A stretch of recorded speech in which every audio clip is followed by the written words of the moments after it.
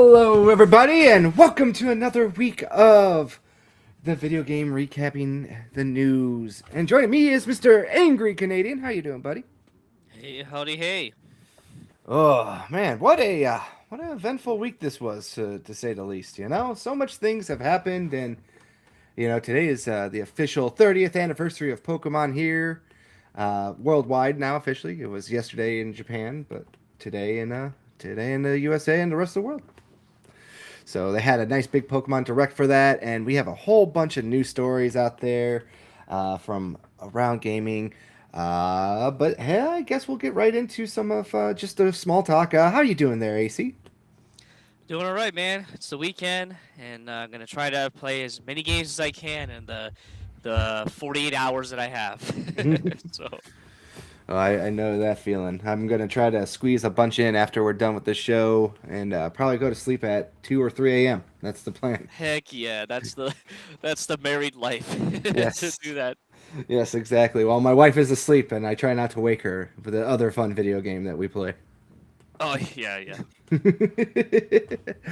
But yeah, man, what are some video games that you've been playing throughout this week? Is there anything interesting or fun that is on your mind? I've been chipping away at Tales of Arise on the Xbox, and that has been a lot of fun. I got to like the third region in the game, and so the story's really like starting to pick up. And it plays really well like on the Series X. I so it's got performance mode and quality mode, and I tried in quality mode, and yeah, it was like the frames were dropping and stuff, but the quality didn't seem any different than performance mode. So I'm like, you know what, I'll just leave it in performance mode, and it like is really smooth and very beautiful game. So I've been having fun with that, and besides that, I think it was this week I wrapped up my playthrough of Resident Evil Remaster, the first one, Mm-hmm. and that was interesting playing through that game, especially since it was hot off the heels of finishing the original RE game, and just the massive differences between the two. Whether good or bad, I don't know. I'm not like a fan of the series. Just I think there's some points it did really well, and some points I think were like unnecessary. But overall, it's a pretty interesting game to play in the modern era, I guess you can say. You know, it has like that old school DNA to it, but with like modern like quality of life type stuff to it. So, Mm. and the visuals, of course. So that I finished, and almost done with Xenoblade 3. I'm on like literally the final boss right now, and then once that's done, I can actually or excuse me, once I pick myself up off the floor after beating that game, I'm gonna be able to play the DLC that I've waited like 4 years to play. So, and that DLC's apparently pretty good. So, yeah, and of course, while everybody was watching the Pokemon Presents, I was playing Biohazard Requiem or Resident Evil Requiem. So that has been. I was able to sleep last night, so that's a good thing because holy cow, the first like a couple hours of that game is pretty crazy. So, yeah, so that's what I've been doing. All right, cool, cool. As for myself, I've been playing Monster Hunter Stories, but I've also been addicted to the Pokemon TCG Pocket, so I've been playing a lot of that as well when I get some chances because the new set just dropped. But that's neither here nor there. So let's just get right into the news, shall we? First, what I kind of wanted to bring up is that we have a bunch of stuff going on with, obviously, last week. The big news story that dropped was Microsoft parted ways with Sarah Bond, and Phil Spencer has retired. I just thought it was kind of interesting because Monday morning we got a lot of basically a little back and forth of saying, well, Sarah Bond was scapegoated. It's not true, a lot of stuff. But it did remind me of another article. And I do have this one linked here. And this one is from 2024. And it talks about all the interesting stuff that was going on with Microsoft and Xbox and Sarah Bond's like more in-person role and stuff here too. And I want to remind people that Sarah Bond came from T-Mobile. That's where she made her big bones. So she wasn't like exactly a gamer from like inside the gaming industry. And she was brought in basically to shake up the subscription business and the traditional gaming model as well. And a lot of people were saying, well, you know, who is kind of behind the scenes, like what's the plan, what's the strategy going on at Microsoft with Xbox, and what are their future plans. And it does seem that there is this massive shift that Microsoft was doing. And Sarah Bond, because I never really knew about Sarah Bond until like relatively recently. And then she started to become like more and more face of the marketing as Phil Spencer kind of walked away more and she was kind of trotted out there.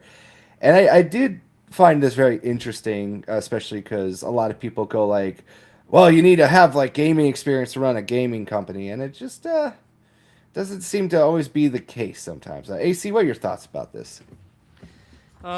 I mean, I guess initial reaction to all the news, I was like, this is pretty crazy. But at the end of the day, I don't really care because I don't know these people and they don't really owe anything to me other than like to deliver a good game and a good product to play the game on. And as somebody that just got into the Series X, like I've actually been very impressed with it compared to the Xbox One that I was struggling to play with the last like 4 years now. Yeah. And so yeah, the Series X and Series X games have really blown me away, and it is unfortunate like the fallout with I mean it's just weird, right? Like Phil Spencer gets knocked, and then she gets knocked, and all of a sudden this like Indian lady is like replacing both of them. It's just Yeah. like what the optics of it just made like no sense. But you know, like you said, with how she came from T-Mobile, so she's not like a gamer from a gamer background, and everybody's trying to like get upset at the Indian lady because, well, the main reason is because she's from AI, and everybody has a massive rage boner against Microsoft's AI, rightfully so, and so they're gonna tack that onto her, and of course the whole like gamer non-gamer thing, and she had a weird gamer profile, which I don't know if we'll get into that, but um, needless to say, I think it's perfectly fine that she's not a gamer and she's going to be like running the ship because you need different perspectives on how to run the business because Hmm. it's the business. It's not like how to make games. I think people forget that she's not a studio head, you know, she's like the head of like the Xbox like brand, the marketing or whatever. So, Yeah, she's not a dev, and on top of that too, I think we've been saying this before. If like Reggie Fils-Aimé was to take over Nintendo now, that you would see a lot of these same arguments. yes, especially if nobody knew who he was. Hmm. Specifically, if nobody knew who he was, they'd be like, "Who is this random guy from like Pizza Hut?" I don't know, like coming in and doing it. So Yeah, and like I said, I feel like when you look at other business CEOs, a lot of CEOs that come in and run companies, it's not like they're experts in the fields that they're taking over a company for. Their whole expertise is to make profit and make product that sells, you know? It's why Bobby Kotick was able to stay around for so long is because he made profit and made a product that sold, you know? hmm. And it doesn't matter if the product was like super good, high quality. At the end of the day, it only mattered that it sold, you know? Yeah, the thing that is I think most frustrating is so everyone's complained that Xbox has been on this downward slope for the longest time, right? Mm-hmm. So if they've been on this downward slope and they want to shake things up and they throw in somebody new, why are people upset that they're shaking things up finally to see if it goes in a different direction, you know? Like Yeah. if you want course correction, you're gonna have to do something drastic, and if that means you bring in a complete outsider to fix things up, then that's what you got to do. Well, it's like two products. I think this is a story I heard anecdotally, so I never really fully invested and looked into it. But Stanley like those the white woman cups, as I like to call them, the Stanley Termus tumblers or whatever they're called, and Crocs. I guess the CEO that they brought in to revitalize those brands was the same one, and that guy doesn't know anything about Crocs or Stanley. Like, what makes a well Yeah, insulated cup, you know? yeah, And granted, I don't know this woman. I'm not going to defend her record because she has no record yet for me to defend or criticize. Because now the ball's in her play. It's in her court, I should say. So we will see from there. But I just thought it was like very interesting all the stuff that was going around her. Like people were trying to dig up her gamer tag, like you said earlier, and she basically came out and admitted, it's like, yeah, that's like a family gamer tag, you know, like we shared it and we were doing stuff as like product research, you know. Yeah, I don't. It's really funny to see that these people that are up in these upper echelons, like how out of touch they are with the internet, even though they all live off the internet. Hmm. And it's like you don't go out on public with a fake profile and be like, it's like the meme of the one guy with the skater, like, "Hey gamers," Hello, like, fellow kids. yeah, yeah, exactly. Like, what are you doing? Like, that's uh, like social media 101. Like, how did Hmm. they not teach that to people? So like you said, we gotta wait and see what she does before we can start like attacking her, I guess you could say, or getting mad at her. We Hmm. gotta actually see some action first.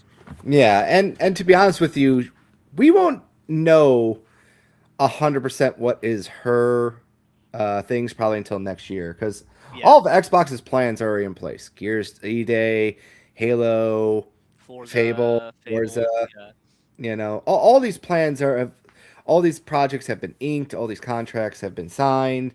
You know, everything that we see is going to be the last reign of Phil Spencer probably this year, and we will probably see more of what next year really comes out, especially with this new console launch too. Oh boy, yeah.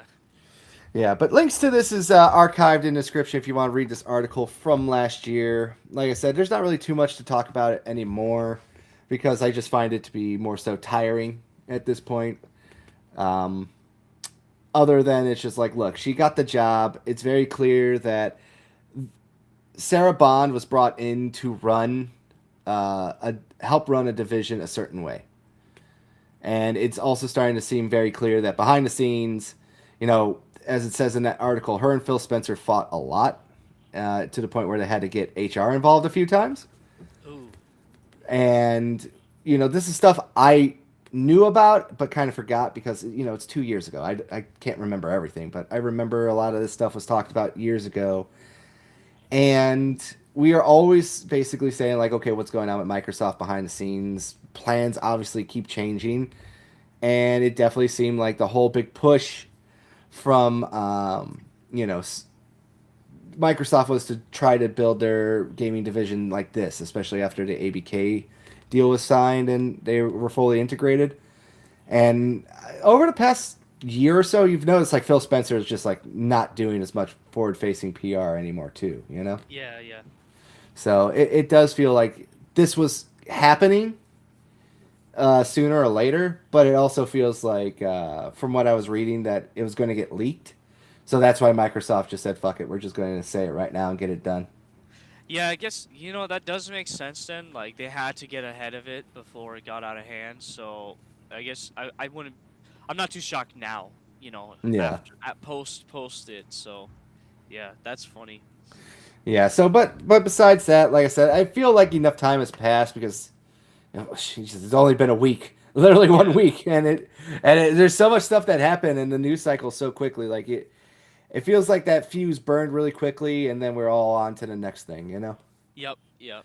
But I just wanted to give a little update and reminder to people. And also, Ando says here, interesting because she mentioned that we might go back to exclusives for Xbox and PlayStation. Just mentioned Wolverine not going to PC. So I don't really know how much of that is true. It's all speculation that started with Jason Schreier, and also I feel like that was more PR on her part, just saying like, oh, we're listening to gamers, you know. So I don't necessarily know what the future holds for that stuff. I personally just stopped caring anymore about like what's exclusive, what's not exclusive. If Microsoft makes a really easy to use console PC for me, then I'm just gonna like that and continue playing like that, especially with all my Windows and Game Pass and my Steam libraries. It's a lot easier to manage for me because I'm a luddite. I know how to work a PC, but I don't know how to, you know, run a PC. Does that make sense? So, AC, any closing thoughts before we move on to something else? Nope, nothing for me. All right, cool. This just kind of came out recently too, and this is an update for the MCC. I'm gonna try and make this a little bigger so people can read this as well. But MCC's exchange is getting an upgrade. The implementation of the exchange in MCC gave players a new way to unlock gear, play the game, earn Spartan points, redeem said points for sweet unlockables. Effective today, almost all of the available exchange content will be available to grab in perpetuity. That means that if there's something in the exchange that you've wanted, there's a good chance it's there now waiting for you. AC, would you like to comment on this since you're a resident Halo nerd? Yeah, this is pretty cool. I mean, so this was something they implemented back in 21, I want to say, or 2020. Like it was like a free battle pass type system. There was no buying or anything. You just play the game and you get these Spartan points, and then you use it to unlock cosmetics. And what they did is like a season type thing. So for like this season, they had like these type of cosmetics, and then the next season it was something completely different.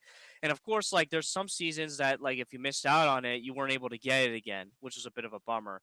So since it's all free and there's no money to this and everything, I think it's really smart that they made it like in perpetuity. So like you could go and like grind it all out and unlock all of it, and it's all there for you to access. And I think that's really cool. So it's a bit odd considering that they said they announced they're not supporting MCC anymore. So like out of the blue, they're just like, hey, we forgot to like turn this feature on. I guess you could say to allow people to unlock everything.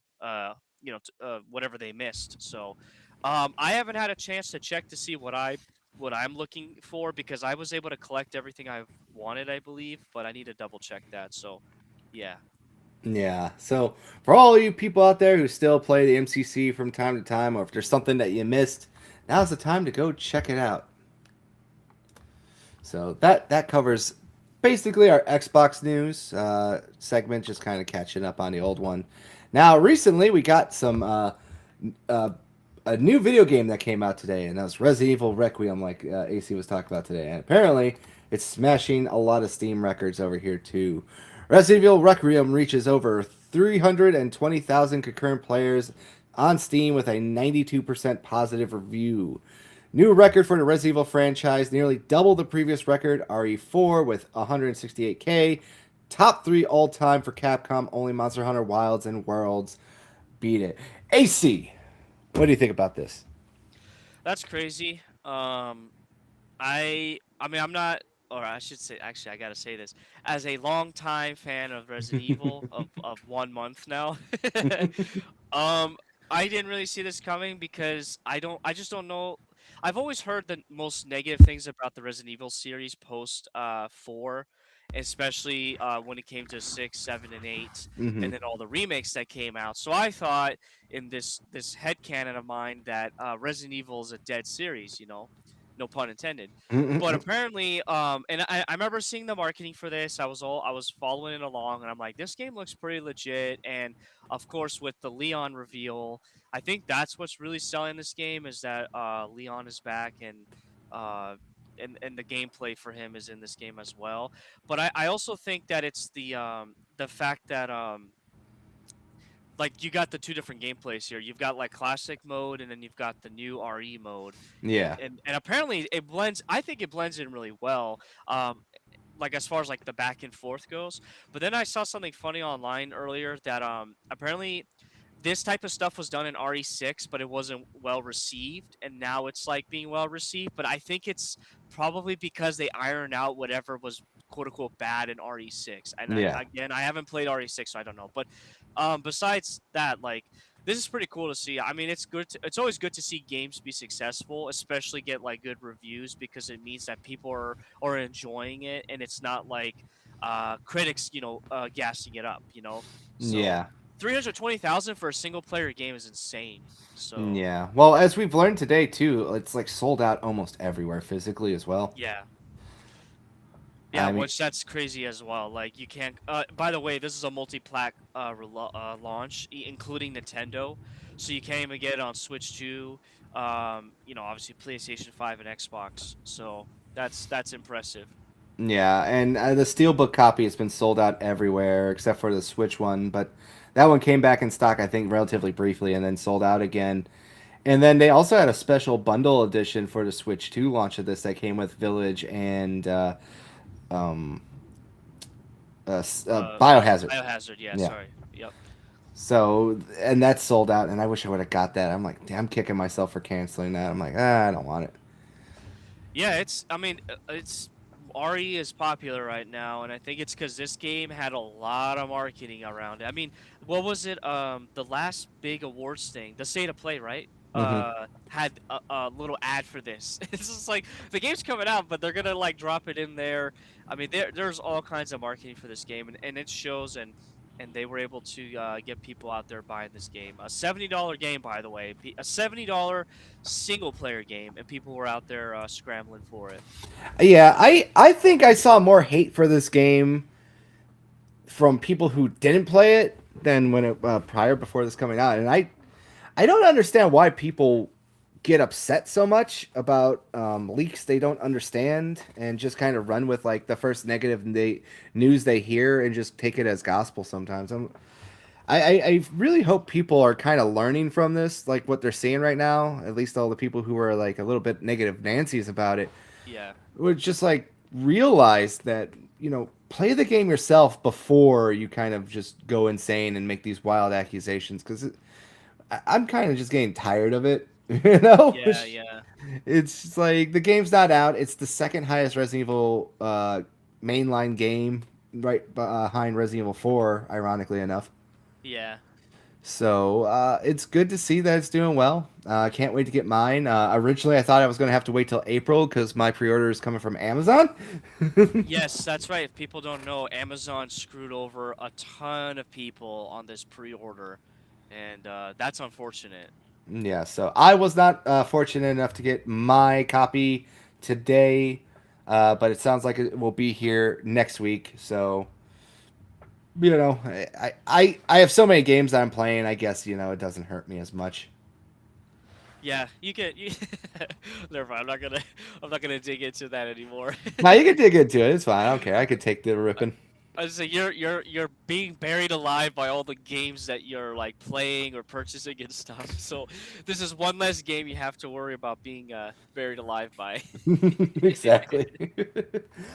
Speaking of Resident Evil Requiem, we got some very interesting news over here. Resident Evil Requiem launching today is the first title to use this more advanced PSSR. So for people who got a PlayStation 5 Pro today, there is a update I guess out for your PlayStation Pro to upgrade your PSSR upscaling, or it's going to be out there soon. So basically, it says here from Mark Cerny himself, which I was shocked I didn't know this, but he worked for Atari. We found out last night. And he still has that weird rapist voice that creeps me out all the time. But it says here from Mark Cerny himself, today we're excited to announce that an upgraded version of PSSR, PlayStation Spectral Super Resolution, will be rolling out globally to PS5 Pro players in the coming weeks. PSSR is an AI library that analyzes game images pixel by pixel, sorry, as it upscales them, and it's been used to boost the effective resolution of over 50 titles on Pro to date. We have been hard at work on a new version of PSSR, which takes a very different approach to not only the neural network but also the overall algorithm. We are happy to share that Resident Evil Requiem shipping today is the first title to use this more advanced version of PSSR, which is helping to keep both frame rate and image quality high. So basically, a lot of the Digital Foundry stuff and photos out there online have been showing that the PS5 Pro version of Resident Evil has been pretty impressive to look at. And it's been keeping good frame rate, which is my biggest issue with a lot of this PSSR stuff as well. Oh, dude, it's so good that it's making me nauseous playing. And I'm not lying. Like when I was when you posted this link, I was like replied on. I'm like I was playing the game last night and I was in the dark because I was like I want to play this in the dark, and in the first person because the game allows you to play first or third person. Hmm. In both first and third person, I was getting nauseous playing the game, and I never get nauseous playing video games. Not even VR. VR does not make me nauseous. And I was just like, why am I like, what is happening here? And is it because the game is so smooth and it looks that good that like my eyes just can't like comprehend it? Like my equilibrium or whatever, like your whatever it just can't comprehend what's happening. And then I Hmm. woke up this morning and you posted this. I'm like, there's no way it's the PSSR because that would be hilarious if that's the case. Yeah, Um, I know what you're talking about. So when HD TVs were first coming out and all that stuff, I had a Chinese knockoff version I got from my brother's like workshop when I was cleaning it out, and that was like my HD TV forever. It was not HDMI HD TV. It was the blue, green, and red yeah. cable, HD TV, Yep. and then I got a it's not a Samsung. What's the other one? Sony, LG. No, it's not Um, Sony. Oh, LG. It was the LG. Yeah, it was the LG. LG. Okay. Yeah. So I got like an LG, and the first time I had an LG that had like 60 hertz and everything else like that, just kind of blew my mind just staring at a TV. So it was my eyes were hurting. I was like, "What's going on here? Why are my eyes not adjusting to this properly?"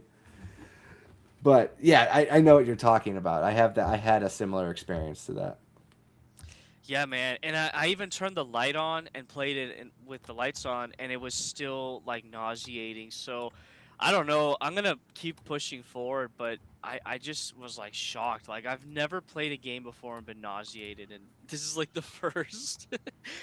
Yeah, and it was just like simple looking around, like because the game wants you to look around and investigate, and I'm just Yeah, like, oh, I'm gonna like hurl here. So yeah, beautiful but game. Definitely a beautiful game. I can't wait to play it, man. Oh, damn you, Scuba Steve. Why are you making me late? Uh, Also, minor note, as you see right here, Mouse PI for Hire has been delayed a full month. So it will not be coming out for the month of March, but it will be out on April 16th. So if you are excited about this game like I am, good news. You got more time to play your backlog while you wait. Is this getting a physical release? I don't know. It probably will later. It's kind of Okay. it's perfect. It's prime candidate for get it out there, get a bunch of success, and then do Yeah. like a physical game. That seems to be a lot of the latest trend in gaming. I know that game is very highly anticipated by a lot of people, and I think I might have to play it on day one as well. Yeah. Well, after Cream and I watched that direct for it, we were just blown away at how interesting they made this game. Yeah, yeah. We were like, oh, there's it about like mouse Nazis and stuff, and then they have mouse Nazis, and we're like, no way. Oh, that was still one of the funnier moments I remember. But yeah, I'm definitely excited about that too as well. This one just came out of left field today too, and I figured this one would interest you the most there, Mr. AC. Would you kindly read what's on the screen? So, posted by Rare Limited. Want to carry 14 Rare Limited games in your pocket, but lack the spacious leg wallets of a 90s skater? Enter the HyperMegTech Super Pocket Rare Edition. 14 classic rare titles built in. Banjo-Kazooie optimized to work on a D-pad. Plays Evercade retro carts available in June. Yeah, so for people out there who are interested in this Evercade stuff that's been going on here, apparently there's this new thing that's going on for the physical community to try to collect more of these retro games. I tagged Brian in it. I'm not really a big fan of this per se myself because I don't want more of this stuff. I already got a bunch of stuff like this, so I don't have the space. But I figured this would be out there for people who are interested, especially our physical collector homies. If you're interested, there you go. You got it right here, right now. And I just thought it was kind of funny too, because this is officially licensed by Rare, and that means Microsoft signed on this off on this too. Yeah, I when I woke up and saw this, I was really shocked to see that. Yeah, Banjo Kazooie front and center being used and everything. Like, yeah, like you said, Microsoft allowed this to happen. I did see a really funny meme about this or comment. So you're playing a 64 game with a D-pad, which is terrible. If anything has taught us that, it was Super Mario 64 on the DS. An Mhm. absolute terrible experience. So I don't know how this is gonna play. I don't know if I want to buy it, but I am very curious though. Like as far as like the Evercade library, like what else you can play with it since it has that feature there. Man, the price for it, I don't know if you saw it. It was like $70 US. For all those games, I mean, plus Banjo. I don't know if I think it's probably just the first Banjo game. That's like a pretty. I feel like it's a decent deal, but I don't know. I've never held one of those in my hand, so I don't know how cheap it feels. Yeah, but it's also like 14 other rare games too. You saw Battle Toads, you saw, I think Conquer, and I think there was like a couple other ones that were probably more rare related that I'm just not too familiar with. Yeah, it it's. I think it's neat. I'm curious how quickly it'll sell out. I'm wondering if like it's gonna really take off. So It definitely is a collector's item though. Anything limited edition like this will probably have good resale value as well. yeah. Especially because later on when we talk about the Pokemon Direct thing, Oh, uh, there's definitely something there too. I just realized something. Um, since it's playing like a N64 game natively or whatever, I don't know how they're gutting it to work. People that are gonna get if you could jailbreak it or whatever and be able to add your own like ROMs to it, I think it'd be really funny to see people playing like Donkey Kong 64 or GoldenEye or something like in this like form factor. I am curious to see how that will work out.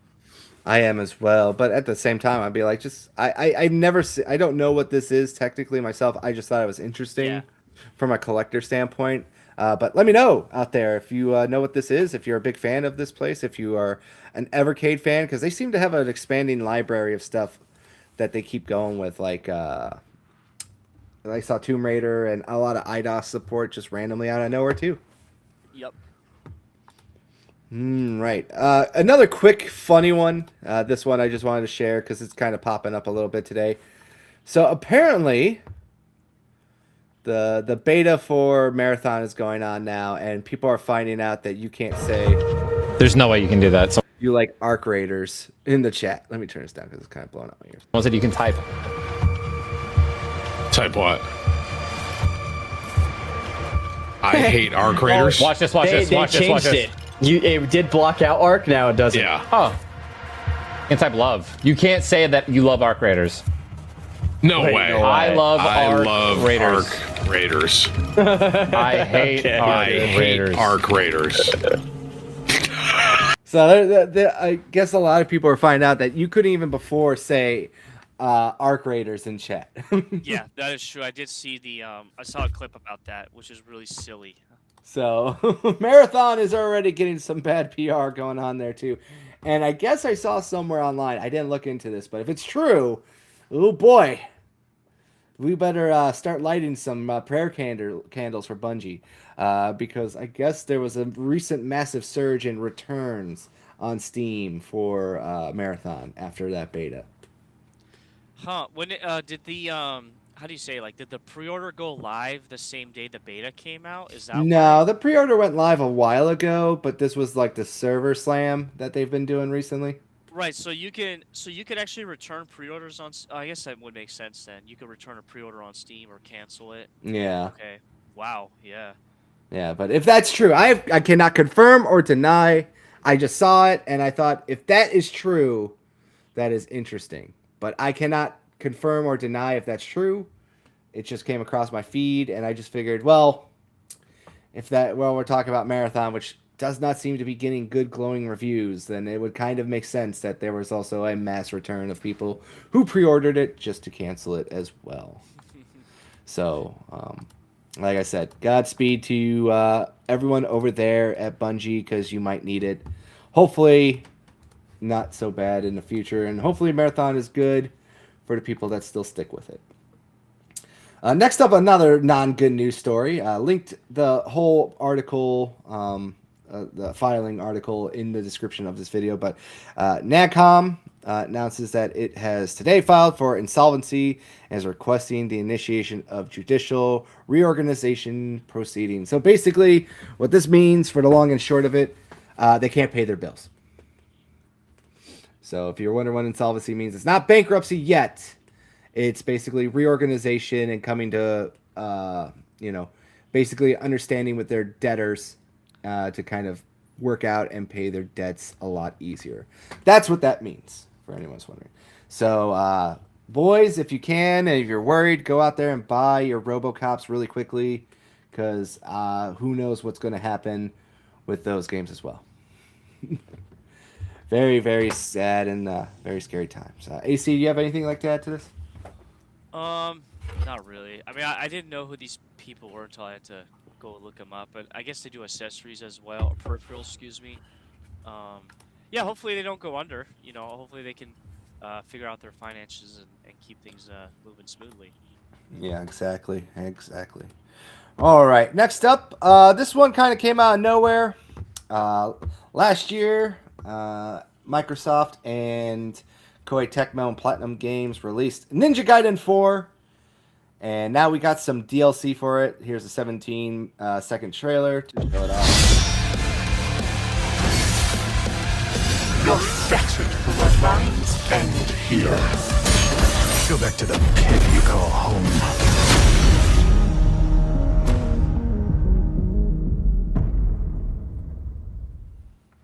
So yeah, it comes out March 4th. So next week, adds 3 new story chapters to it, as well as a little bit more gameplay. Looks like they add more Ryu segments, and you continue playing on as Yakumo as well, with some new weapon types and added upgrades as well. AC, I know you haven't played it yet. Is it still is it interest you for the future at all? Yes or no? Yeah, because was it this game or the remaster? People were saying looked really like impressive on the Xbox. Both. Both? Okay, yeah, I want to see it then, like just pure on a visual spectacle. So it definitely interests me, and I'll definitely pick up an Xbox copy in the future. Yeah, I played it this year. Last year I should say. I really did enjoy it. It was a great stress reliever game, as I like to say. Number 4, but I know some people weren't super happy with it. But overall, I did enjoy my time with it. So go check that out, especially if you're a fan. If you're maybe looking for more and you're played it on Game Pass, maybe pick up the DLC and try the DLC out for yourself. All right. I feel like this is not big enough here. All right. This is your story that you shared, so I figured you can take the lead on this one as well. So, if you may. Oh yeah, so Final Fantasy VII, so last time we talked about this, Final Fantasy, I think it was 3, 3D, 5, 9, and 10, or no, 8 and 9, excuse me, were put on GOG, and I was questioning like, well, that's weird. Why is like 7 not on there? And like, well, I just have to wait 2 weeks, and so now you can get Final Fantasy VII on GOG, and I'm not sure. Oh, it is the new version. It says it right there. So this is the new version that also went out on Steam that people were freaking out that was going to have like story changes to, which they said that they didn't do any story changes. But yeah, if you want to own Final Fantasy VII forever, like personally own it, then I would highly recommend you go buy it on GOG. And it's going to be a good like port of it, I guess you could say, a good build of it. Because you'll be able to run on modern computers for a long time. Because GOG takes, unlike Steam, GOG actually keeps their games up to date, and they work really well on across multiple computers. So this is pretty cool to see. I will probably buy it on GOG since I already own the 2013 version on Steam, the old version, and I kind of want to see like how it plays on GOG now. So that'll be like a future project of mine. But yeah, pretty cool. Yeah. Also, I had a quick question for you. What's 3,300 yen? That would be like $27. I might need to send you some money. Okay. Something just popped up on my feed while I was getting ready for the next story, and I was like, oh, I gotta ask this question. But we'll talk more about that later. But yeah, go check it out. Like you said, hopefully more titles come to GOG then. If like Square is able to, give them their most cherished child, number 7, then I would hope that more come to GOG, because that would be pretty dope. Like, for example, Nihon Falcom, that's like one of my favorite studios now. They have like a really good relationship with GOG, and you could get a lot of the Trails games and the Yeast games on GOG, and those are games, like I said, you can own. So if Square does this, I think that'll build what do you call this, like good rapport with their fan base again, because you can own these games physically. So yeah, or I mean you can own them digitally. So yeah. Yeah, so definitely go check that out there, especially for the people that like GOG and want to have the ability to own their IP license and do whatever they wish, now would be your chance to go check that out. All right, we're going to go to this one because I know you and I have some interesting feelings about emulation, quote unquote. But this over here coming out now, breaking news, Mithrit, is that how you say this? Myrant. Myrant. Yeah. Myrant, okay. One of the biggest and largest public ROM repositories announced its closing on March 31st. The main reasons are as followed. Lack of funds. It costs more than 6,000 USD per month to keep everything up and running. Traffic is increasing and the money isn't cutting it. Many download managers are putting up paywalls, which is strictly prohibited. The site isn't for generating profit nor for commercial use. And specifically, this is because you can get sued. Yes. Yes. That's why you can't do that. You got to get sued. Increasing in the price of RAM, SSD, HDD. The site needs constant investment for its collection, which this crisis, the cost is rising to keep servers going. And then a personal note says, I recommend that you download right now the ROM that you're interested in. So basically, here's the full statement. I believe this is from Discord. It looks like Discord. Yeah. But everything over here is basically going on. So, obviously, we've had a lot of conversations, ironically enough, to deal with the Pokemon stuff. Yeah. Last week, we talked about it. Pokemon Fire Red and Leaf Green were announced for the Nintendo Switch. And today was the full not the full 1.0 release. The full release of it. I'm so used to, games being in beta and all that stuff. Early access, that's the word. I keep using 1.0 release. But they were all arguing about the $20 and all this, that, and the other thing. And now we're finding out that a lot of these ROM sites might actually be reaching a little bit of an issue with, of course, storage fees and everything going on. AC, what are your thoughts about it? Here's your soapbox. You may stand on it. Well, it's funny because the crowd of people that want to champion preservation and the ability to have free access to any and all game that is put on the public market, to include modern games that are still sold in stores. Apparently, these people don't spend money because they're not able to support this website here that is housing all of these illegally, uploaded ROMs, because that's what they are at the end of the day. They're illegally uploaded ROMs on this website. So, I don't think this is going to be an issue for preservation because there are like lots of redundant systems out there. Like the internet's pretty resilient. People are pretty resilient. So there's going to be there'll always be a copy of something out there. But this one main site that I guess I didn't know it existed. I had no idea what this site was beforehand. It's costing way too much of this guy's personal money, because it says here, by the way, this person has been paying more of $6,000 out of their own pocket for the difference. So the cost of the website, I mean, that's insane. They're getting some serious traffic if he's spending $8,000 or whatever a month to house all this information and to deal with people coming in and going, right? So Yeah. I mean, what can you expect, from people like this, that they don't pay for stuff? So of course things are gonna. Somebody has to pay in the end, right? And this poor person has been paying for quite some time now. Yeah, well, like we talked about last week, with Cream, when I basically said they were bitching that it's going to be $30, then it became $20, and then it became, well, I don't want to spend $20, I could just steal it, Yeah.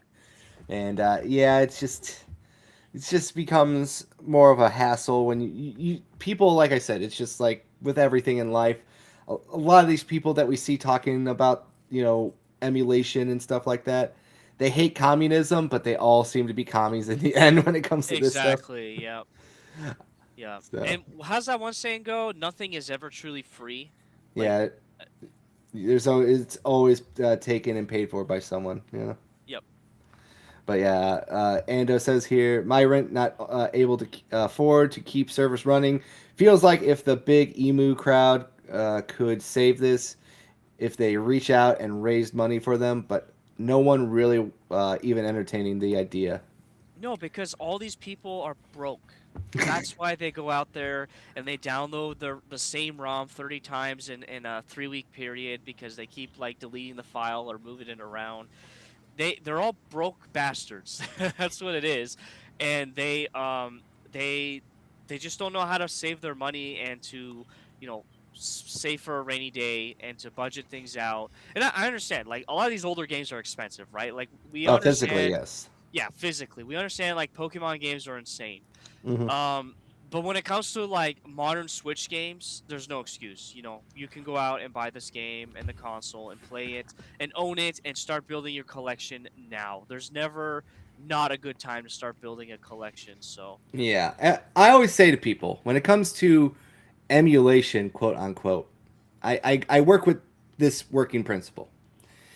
If the publisher does not give you a easy way to access it directly from them in terms of paying monetary money to get said product from them, and they've completely removed any barrier to do that, I consider it deadware. And you only have two options: you can find an emulation site, or you can try to find it physically out there if it was physical. I don't really see that as an issue because if it's not able to be purchased, then it's not really technically hurting the company to take something that they are making $0 off of. But like you said, when it comes to a lot of this other stuff, when you see sites like Kotaku talk about, well, we just figured out how to crack, the Switch emulator, and now we're playing, Metroid Dread, you know, yep, or something like that. Then you start to reach that. Well, now you're just tempting these companies to go out there and go after you. And I've talked about this many times on past episodes. If a company loses $1 billion in profit, it may not sound like anything to you because these companies are worth, $100 billion or something, let's just say. But if I told you I took about half of your paycheck, then I think you would be pretty pissed off because it all scales. yes, There comes a time like when I hear people basically say I had no money to buy Pokemon ZA, and then I went out and I pirated Pokemon ZA to play it. I look at you and go like, then maybe you should worry about other things than playing Pokemon ZA. yeah, maybe like food on the table or like bill or health or whatever. It's Yeah. just like video games are a luxury, people. They're not a like a right, So Mm. I want you to enjoy the same games as I do, but I also don't want you to fuck up the hobby for everyone else. Like at the end of the day, I do worry that you're going to get emulation sites closed down. You're going to have people actually lose access to a lot of older games just because you were too non-considerate when you went out there and you stole a current $70 game from a company that is very litigious and will shut down sites. yeah, I like I said, I'm just thinking two ways here. You can afford not to play that game just because you cannot afford to play that game.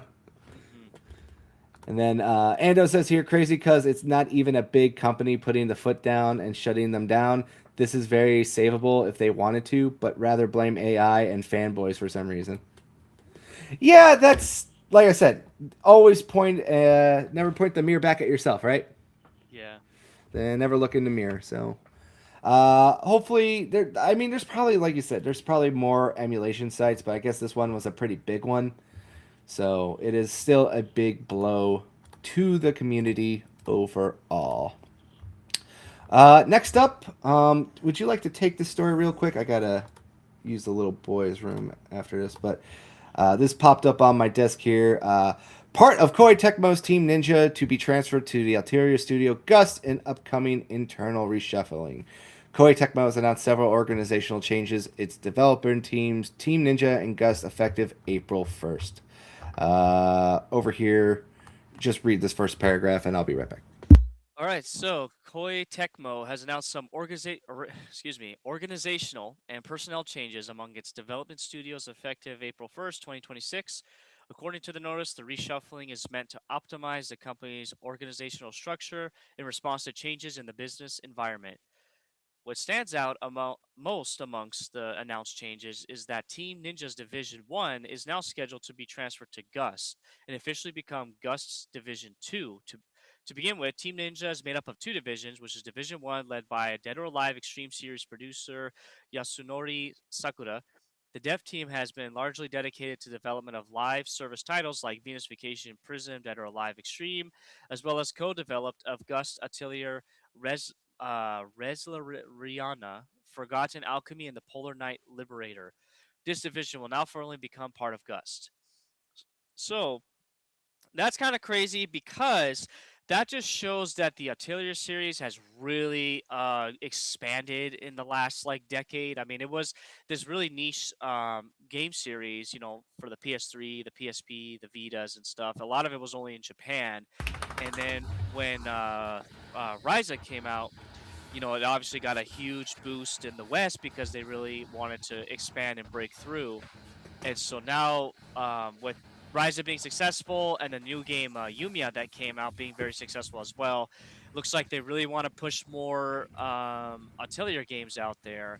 And so they're going to need another studio to help them with that. So that's really interesting to see this. And you never know. There could be some. I know Gus does a lot of other games besides Atelier, so there could be some other games that they need more studio support for. Yeah, but I thought this was a very interesting development here because it definitely does feel like the Altair games have been ramping up here lately. It seems like they're cranking out at least one a year now. It feels like. Yeah, they're cranking out one a year like on a global release. I think they've been doing that for a while in the Japans. You might be right. I'm kind of new to this series, so I just thought that was interesting to see that we might get way more Altair games coming very, very soon. Next up, I thought this was a very interesting one. Kind of going on around the internet. Not a lot of people have been talking too much about it, but apparently, what we're seeing right here from a few people who I believe are games journalists themselves and work for inside the gaming industry.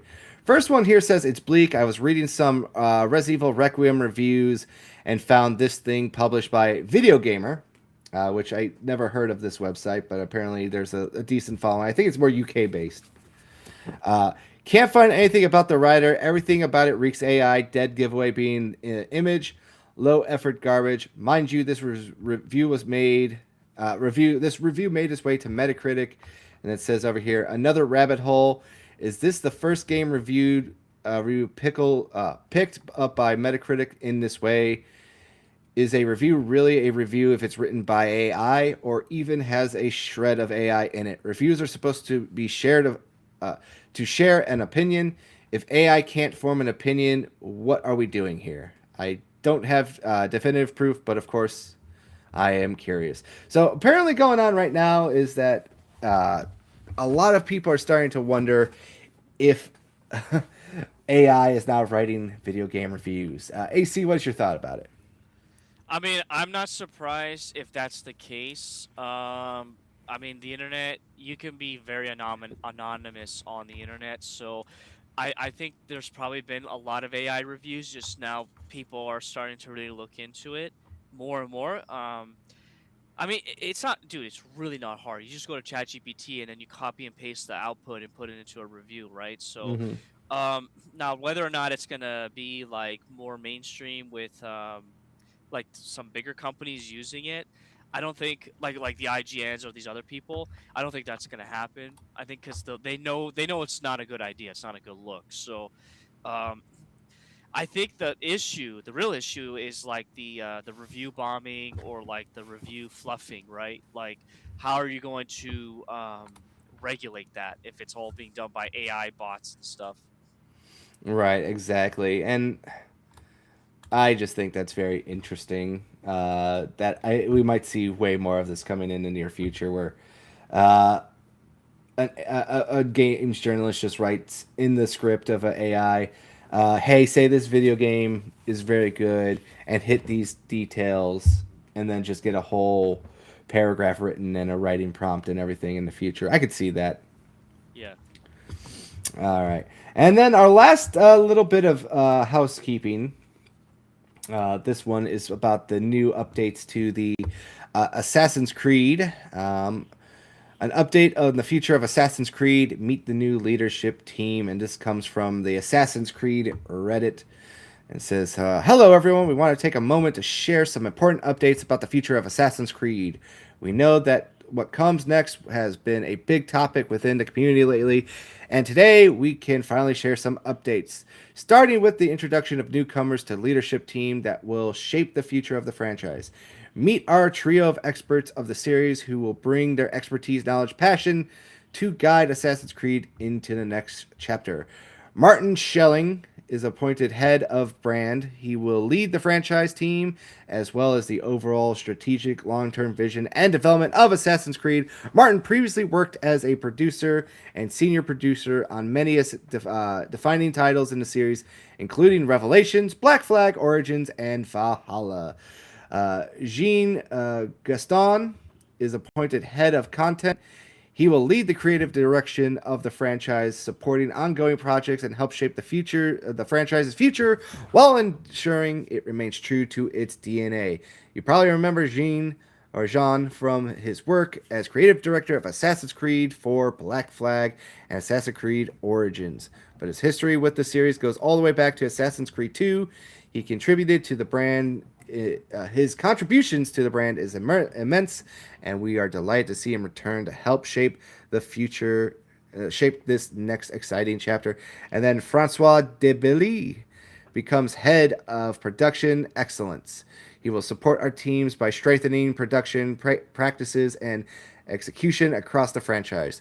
Francois recently worked as Senior Director, Global Productions, and contributed to several major Assassin's Creed titles, including Revelations, Black Flag, and most recently as Production Director of Assassin's Creed Origins and Valhalla.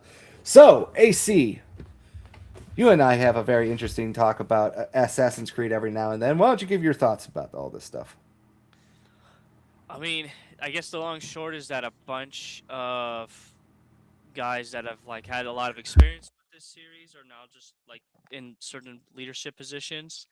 So I don't know if this means that like there'll be a return to form as everybody hopes and whatnot, but it would at least mean that the captain that is piloting the ship knows what they're doing more or less versus not. Yeah. So I don't know. I didn't play Valhalla, so I don't have a strong opinion on like current or even Shadows on current AC, but I'm very curious to see like how they're gonna handle the Black Flag remake, because that's like a very it's a precious Poorly kept game to a lot of secret. people. You know. What's that? Poorly kept secret. Yeah. So it'll be interesting. Yeah. So, link to all those stories that we shared are in the description of this video. So now, I think it's time to talk about the big nugget today. The Pokemon 30th anniversary direct was today. So let's watch it together, shall we? Did you watch this by any chance, AC? I did, yeah. Yeah, I did too. So I'd like to hear our thoughts.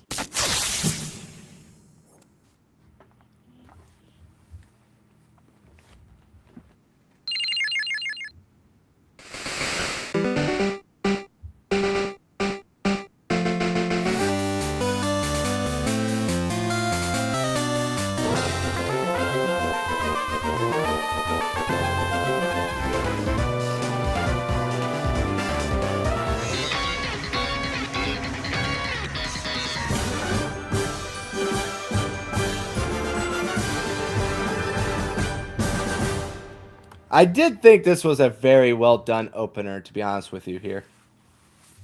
Yeah, that's the only thing I'm gonna really give it.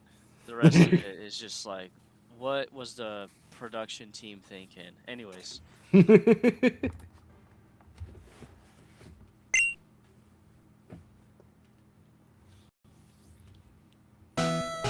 Hello everyone, I'm Ishihara from the Pokemon Company. Today, February 27, is Pokemon Day.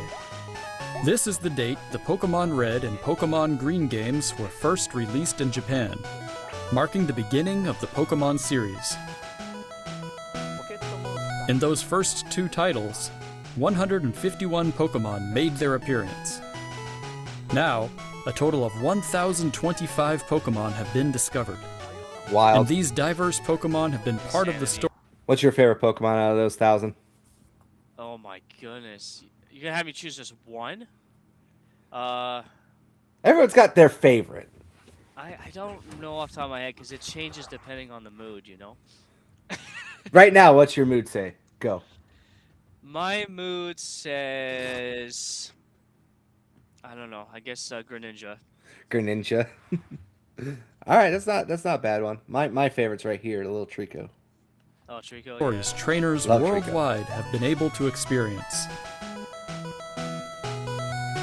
This year marks the Pokemon series' 30th, a milestone reached because of your support.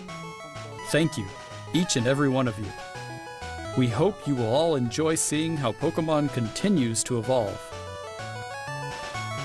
In today's broadcast, we'll share all the latest news about Pokemon. Please enjoy the presentation.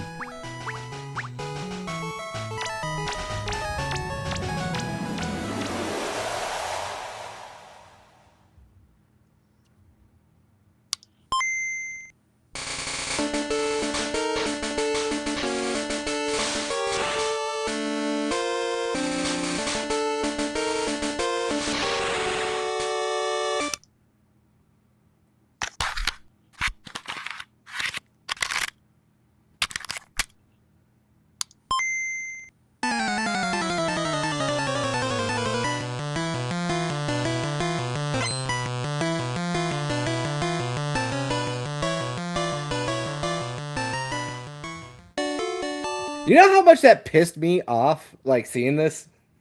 Yeah. I was so mad. I was like, what is the point of this thing that they're making right now? It makes no sense, dude. And it's sold out. Yeah.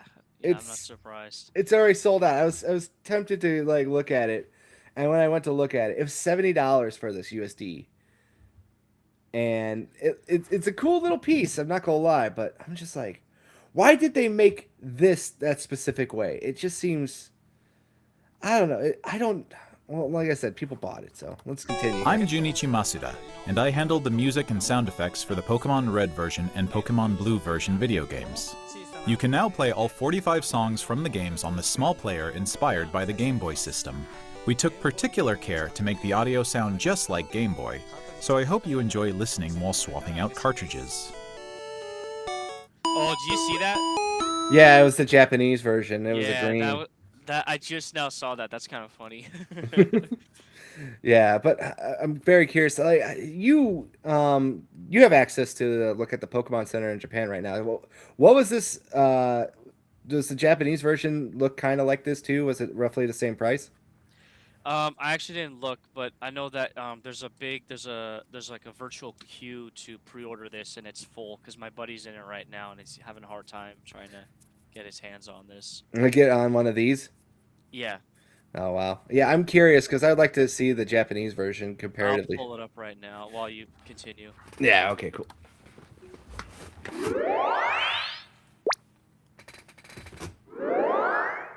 Hello, Pokemon trainers, and happy Pokemon Day.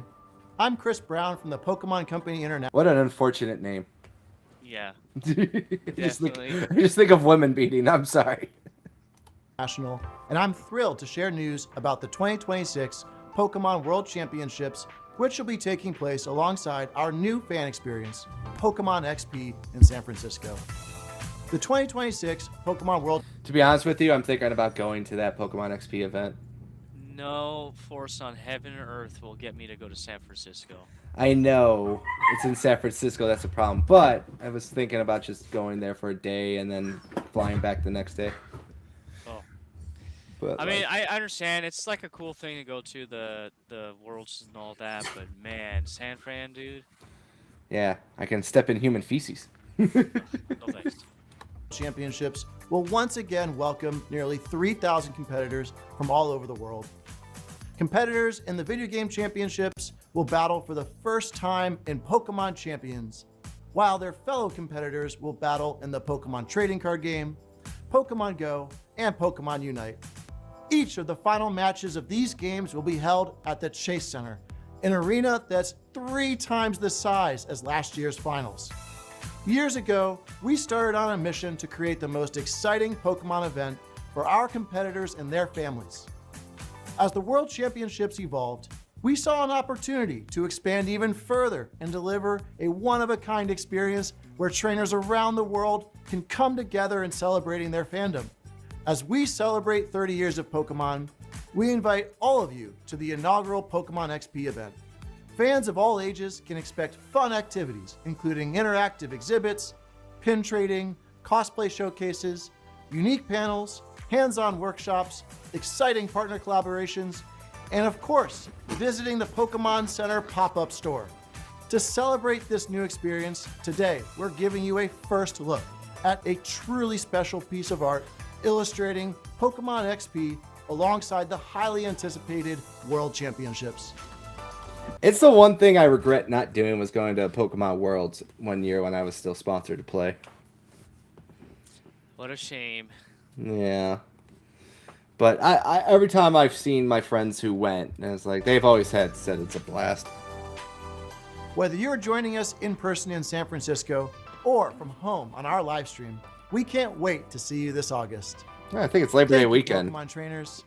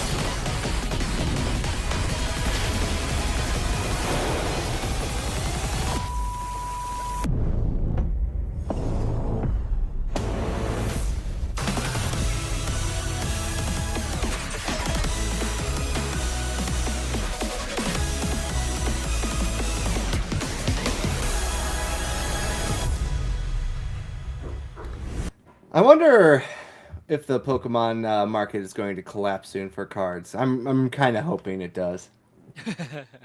Yeah, it's crazy, dude. Like, just hearing from the side, like people's like the whole business around it now. Like for like what do you call it? Like small business people, right? It's insane. Well, it's just like GameStop is selling these EBT boxes for $50.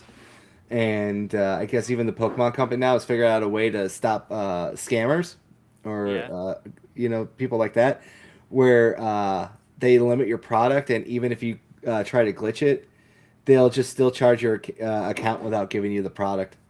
Oh, sheesh. Yeah, so it's been kind of funny to see. I just don't get it, man. I don't understand why Pokemon exploded again for the TCG stuff. It's so wild to me.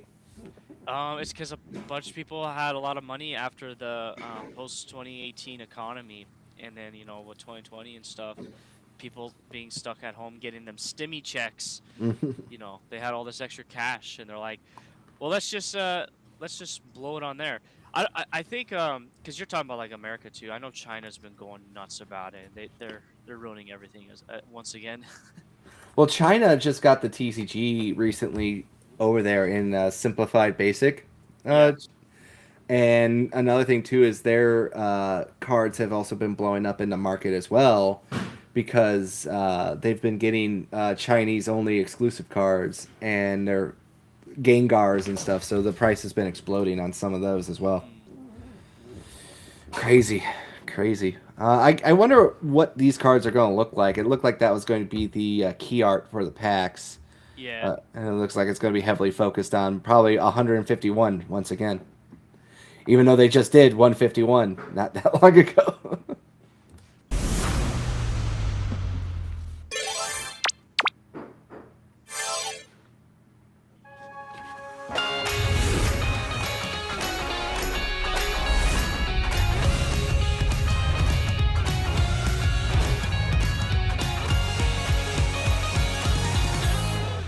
It's still fucking crazy to me that it's been 10 years of Pokemon Go. Yeah, unbelievable. It's insane. Did you play Pokemon Go at all? Oh yeah, I was there at the beginning. I was there at the dawn of man, and I played it from 22 to 24ish, like very consistently with some friends. I even went to Go Fest in Hokkaido, Lucky. and then I stopped. I was like, I'm done with this game because it's like sinking way too much time and money out of me. So I was like, Oh, damn.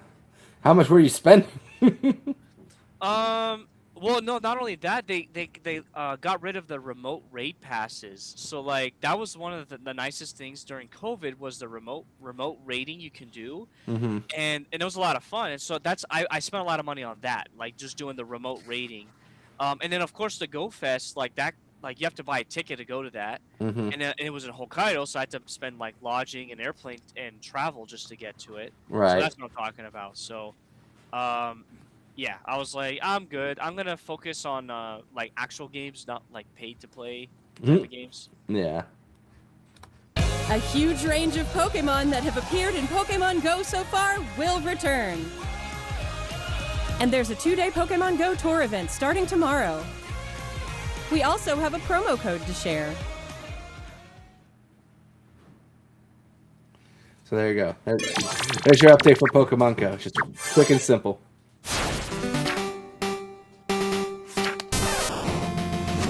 Here.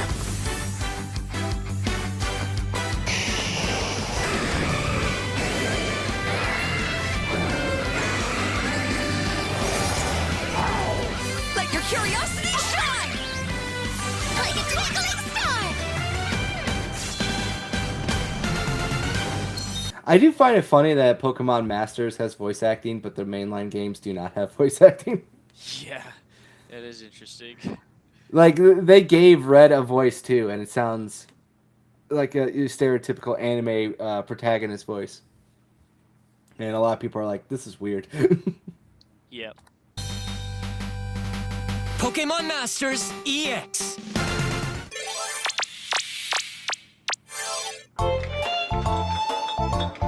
Oh, baby. It's a game we've all been waiting to hear more about. Well, while this is playing, I'll just say that I was not impressed with a lot of the production stuff behind this.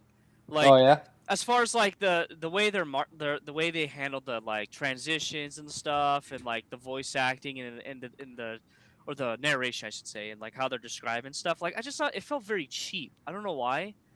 That opening was really cool. I liked the opening. Just a lot of it felt very cheap. So Yeah. yeah, I was just like, come on, guys! Like, this is your 30th anniversary, and this is what you're gonna do. It's like it felt like I was sitting through commercials in between cartoons. Like that's what it felt like. I can understand that. And I just have this muted and going right now because I don't think no one really gives a shit about Pokemon Sleep or Pokemon Cafe, you know? My wife actually might care about Pokemon Cafe. I think she might play it from time to time on her phone, but I don't know. It seems like sometimes Pokemon kind of goes in with we'll watch the Unite one because I know that's kind of popular. But like it feels like Pokemon kind of goes with that Nintendo thing where they try to innovate by just copying like already something that's out there and just slapping the tag on it of Pokemon. Yeah. And that's just what it feels like with a lot of these Pokemon games. Like Sleep, it's not even really a game, is it? It's just more so like you know, just a glorified, you know. Like a sleep aid thing. Yeah, it's a sleep aid thing. Yeah. You know. But I don't know. I've never encountered anyone who's ever even said anything about Pokemon Sleep outside of these events. But I have talked to people who've talked about Pokemon Unite. Have you ever played Pokemon Unite? No, I do not play mobile games. Yeah, but I thought this was interesting. Celebrate Pokemon Day. Zapdos, Moltres, and Articuno will be joining the fray. The magnificent power of the 3 legendary bird Pokemon comes together. Soar stylishly into battle. You can participate in the event to unlock their Unite licenses. And even more Pokemon are scheduled to be added. Don't miss what's coming.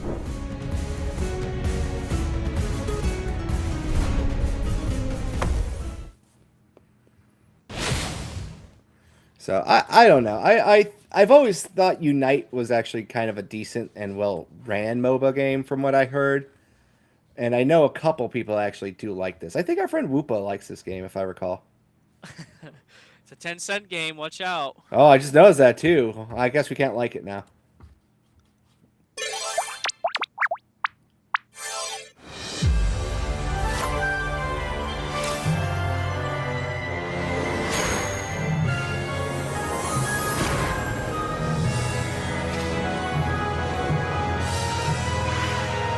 I got this card today.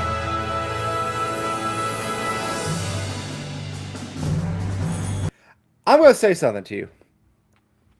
When I'm face to face with an opponent playing a card game, I can keep my composure a lot better.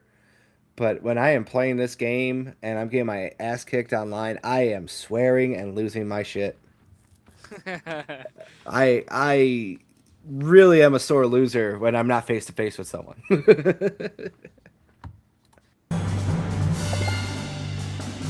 But yeah, they're giving away 360 free hourglasses. I do like that.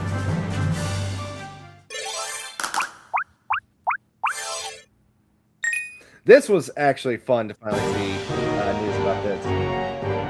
Yeah, about time.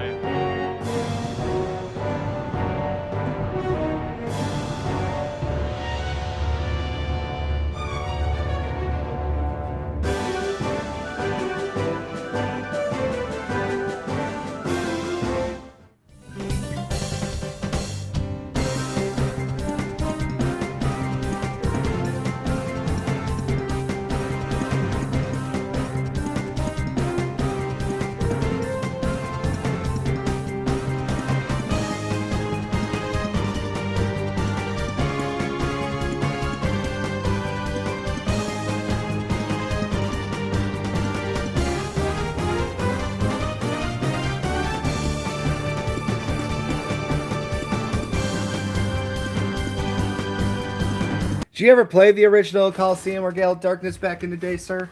No. Have you any interest to check these games out? Yeah, because of some of the most expensive GameCube games on the market. They're not kidding. No, I remember our buddy AJ explained to me like Gale of Darkness a long time ago, and I was like, the concept about like behind it and everything sounded really cool. Yeah. And I'm a GameCube fanatic, so like I'll play any game on the GameCube, and this seems interesting. The only thing I wish is that they sold these individually as well as had them as Nintendo online products. Oh, you mean like what they did with the Fire Red Leaf Green? Yeah. Like that would I just want to own these games more natively without having to play them through the cloud. That's my only gripe. Yeah, I could see that. I'm pretty sure these look probably really good though, because they probably are emulated better than the original GameCube hardware. But overall, I really did enjoy playing Coliseum a couple years ago. I gotta get back to Gale of Darkness. I haven't played it in so long.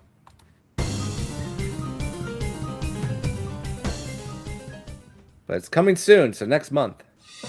Hello everyone, I'm Utsunomiya from the Pokemon Company. I'd like to give you all some additional updates as we share the latest news on our games. First off, we have information regarding the Pokemon Fire Red version and Pokemon Leaf Green version games coming to Nintendo Switch. The Pokemon Fire Red and Pokemon Leaf Green games, remakes of the Pokemon Red and Pokemon Green games in Japan, were released on Game Boy Advance in 2004. Today, these games have been made available to play once more as download exclusive titles on Nintendo Switch and Nintendo Switch 2. We also plan to make these titles compatible with Pokemon Home in the future. Now this was big news right here, because everyone was kind of going insane that they didn't add this feature or say anything to this feature right away. Well, they did actually, and then they took it down from their website, the webpage, for some odd reason. So Yeah. yeah, Well, people were foaming at the mouth about this. It's like, guys, calm down. Like, even if it wasn't an option, it's like not a big deal. It really isn't. Yeah, but we also found out today, because some people have been speedrunning through it, that you do get the exclusive event tickets once you beat the game as well. That's so cool. that was really big news, and that's pretty cool. So now you can get Deoxys and either Ho-Oh or Lugia in post game for both of these games, and now you can natively transfer them to Pokemon Home, and you can also shiny hunt them as well too. And I guess it's been made super easy on the Switch as well to shiny hunt now too. Yeah, I can't believe that we're like 2 months into the year, and this is like the most controversial game to release. So far. Yeah, that's what I mean, like so far. So I can't wait to get my hands on these and play them. I think once we're all said and done tonight with all this stuff, I'm definitely going to look forward to cracking this up and firing it up in my game, because I'm gonna be trading all my starter Pokemon to my wife, and then trade her other starter Pokemon for her game save files and stuff too, and then just kind of have that doing what I never did as a kid, which was do something like that with my friends. And what's crazy is you can do this with like the 2 Switches you have, right? Like that's like like you said, you couldn't do that as a kid. Who was running around with 2 Game Boys, you know? Yeah. So, yeah. Or which kid was like willing to constantly restart your game to constantly trade over starter Pokemon, you know? Exactly. Yep. No one ever really thought about that, really. There was probably some, but just not my friend group. This way, you can bring Pokemon obtained in other Pokemon RPG series titles on adventures with you, or you can send Pokemon to visit Pokemon Champions. We hope you look forward to it.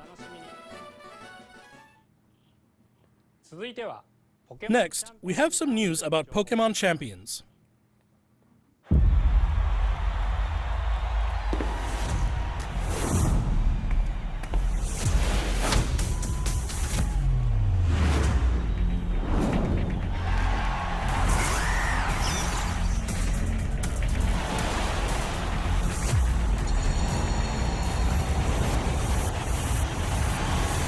You wanna be the best, as a champ, move with chest, beat the rest. Oh yes, he a champ, she a champ, they a champ, we champ. Stay shine right with the team. Go, for the winner, and running with the team, or your friends, go get it. Win or lose, great fun that we having. Win or lose, great fun that we winning. Let's go. Champions game is all for one. Team ready, now we gonna be number one. Play it up, come on, people, we all Champions game is all for one. Team ready, now we gonna be number one.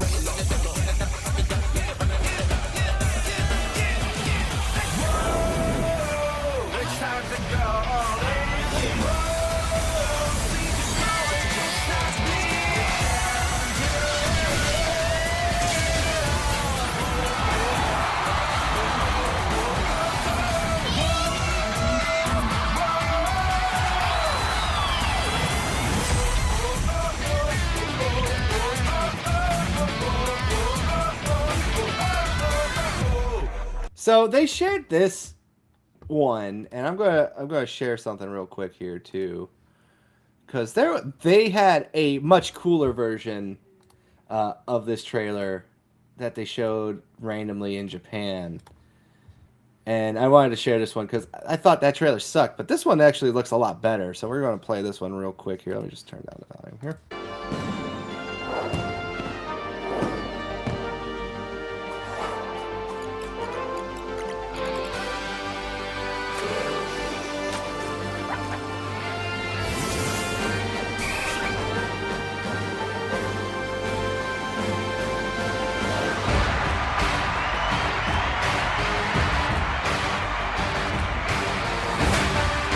It looks like we got different NPC rivals that we're going to be able to fight in this game too.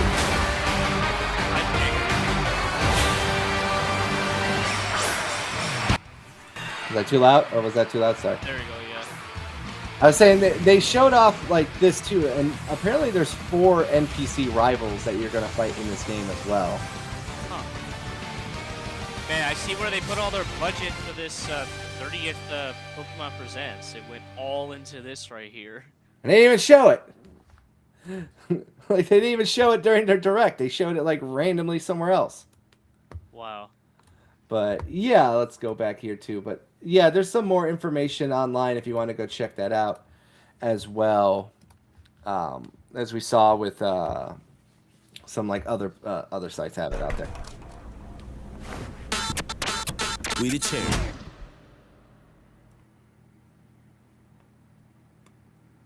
Next up is news about the Mega Dimension DLC for the Pokemon Legends ZA game, the newest title in the Pokemon series. Damn, that's right. I have Please to take a download look at this video. This DLC. Fuck.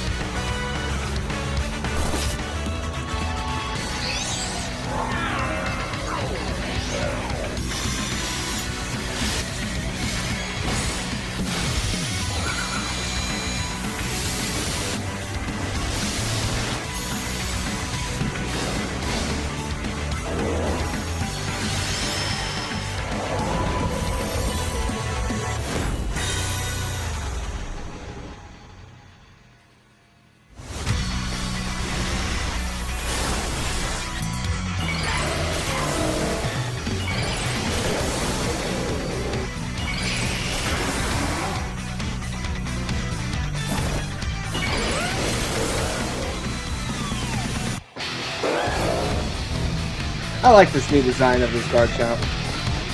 Yep, you got me sold on it. What I've been waiting for. ZA. What'd you say? Sorry. This is what I've been waiting for. Because I haven't played ZA yet. I've been waiting for my boy Garchomp to get his dues. Finally got his dues. A second Mega form. Exactly.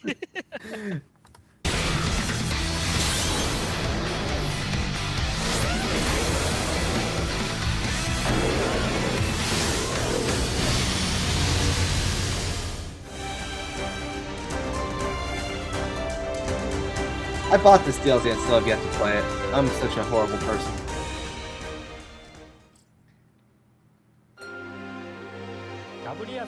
A new Mega Evolution of Garchomp, Mega Garchomp Z, has been discovered.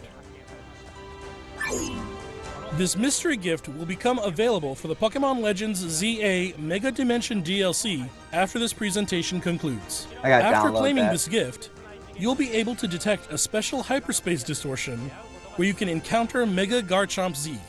You can obtain a Garchompite Z stone by winning a battle against Mega Garchomp Z in the special pocket of hyperspace. Next up, we have some news about Pokemon Pokopia. This game has surprisingly been getting a lot of good hype. Like, I don't get the appeal for it though.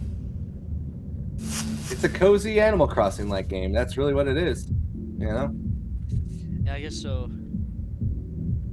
My wife had no interest, and now she does. You know? I do like this right here. Rotom Stereo? Yup.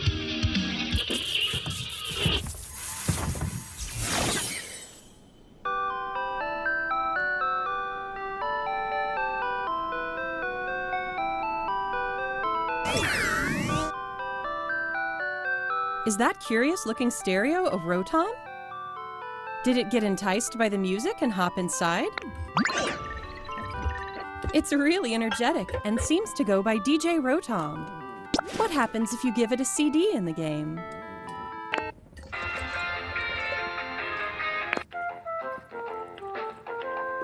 Yeah, Fortree City. It can help liven up the town with a variety of music. Ditto and the others are grooving to the beat too. Let's listen to DJ Rotom's specially selected tracks while I introduce you to the world of Pokemon Pokopia. Pokopia. I don't like that name, though. Ditto first encounters Professor Tangrowth in a wasteland that was once a town. It seems like Ditto is working alongside other Pokemon to develop the town. Wow, they're sure fired up. Of course, you can't give your all on an empty stomach. It looks like Riolu wants something to eat too. But how do you cook?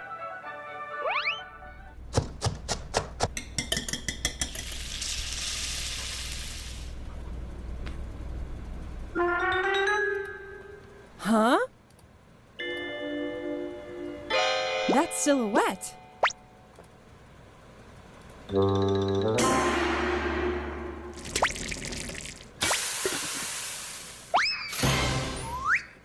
Greedent, the squirrel Pokemon. A Greedent appeared. It sounds like everyone calls it Chef Dente.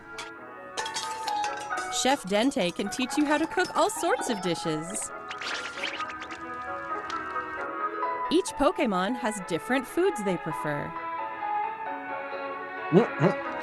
Some dishes will even power up your moves when you eat them.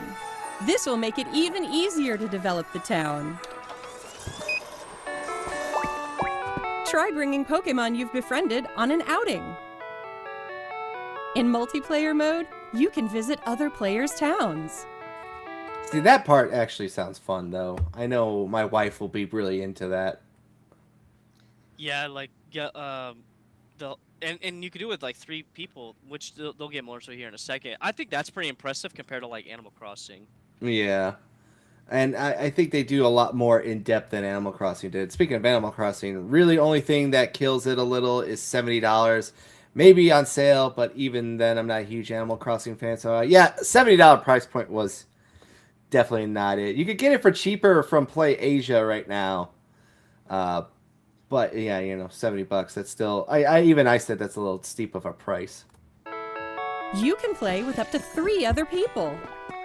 First, let's play some hide and seek. I wonder where everyone's hiding. Ah, there you are. There's someone here, too. But where's the last one? Whoa! You can transform into objects, too. That acting, bro. That was a fun game that's of what I'm hide telling you, and seek. man. By working together, you could even build something this big. Gonna make something super offensive at these towns. Together, you can develop a town or go on far-off adventures. New encounters may await you as well. Every day, the world gets bigger and bigger. Developing a town, one step at a time. Pokemon Pokopia. Available on March 5th. I'm not gonna lie, this game looks more and more expansive than I originally thought it was going to be. Yeah. And I think they said there's a story mode to it that's between 20 and 40 hours. Oh, wow. Yeah, so this was one of those games where I kind of wrote it off and said, what is this garbage? But the more I'm hearing about it and the more I'm seeing about it, the more I'm like realizing this actually might shockingly be a surprise game that a lot of people like this year. You know? Yeah. I mean, like I said, there's an audience out there for somebody, and it's not for me. I know, it's my wife. And then it's my... I'm going to watch her play it, and if I Normies. like it... You could just say normie. You don't have to keep you know, like putting her down. You could just say normies. No, she's fine with it. I always call these segments games for my wife, you know? Mm. Because she loves those Animal Crossings and those Harvest Moon games, you know? Yeah. Like, she loves them a lot, so that's why I always say, like, oh yeah, this is definitely something that's high up on her list, you know? And we got Chrome Assist joining us. Hi, Chrome. How you doing? Hope you had a good day.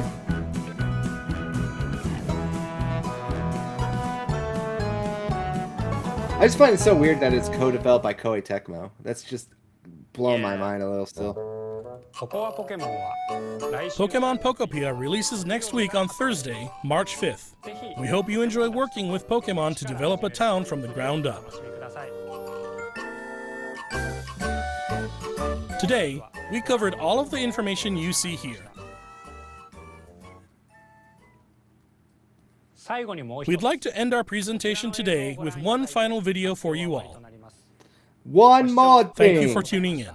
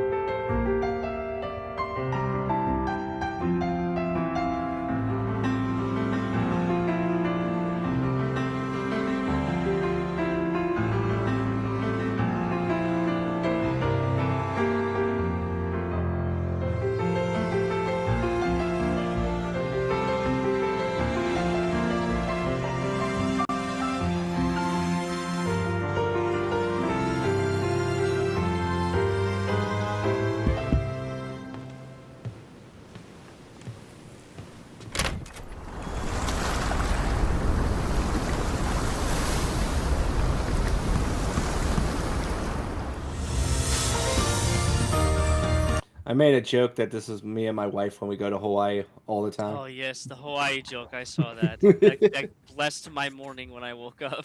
You're such an asshole.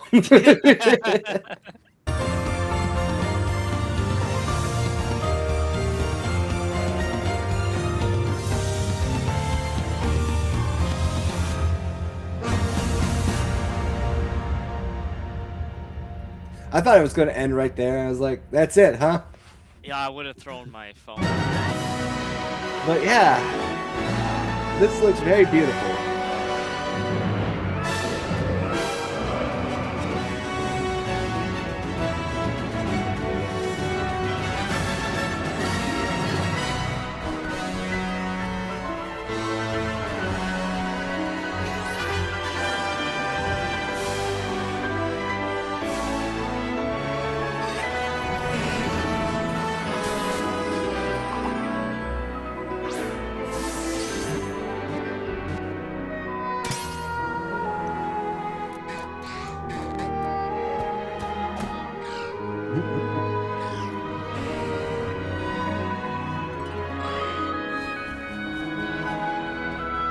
I guess from what I was reading, this is supposed to be more inspired by Indonesia. Yeah. So here we got our new starter Pokemon trio. What do you think? I mean, they're not bad. I don't care for the dumb Pomeranian, but I like the other two the most. So I'm very curious to see though, like where they will evolve from here. Like, it'd be really interesting to see how they take it. I hope it doesn't go off the rails.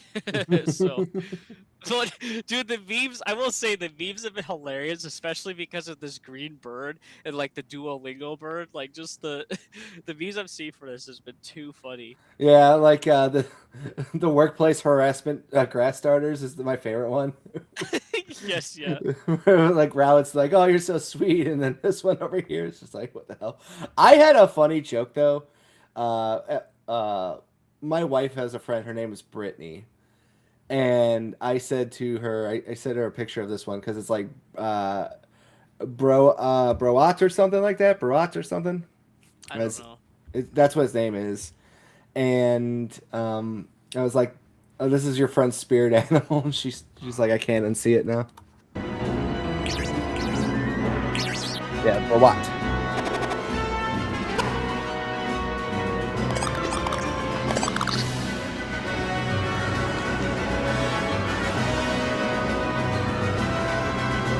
I guess someone's saying like right here, this is the new way to tell where a raid battle is going to be. Huh, okay. Because it's going to take the cloud shape of a Pokemon that's going to be there to fight. So I guess this is a Gyarados. That's what they were saying.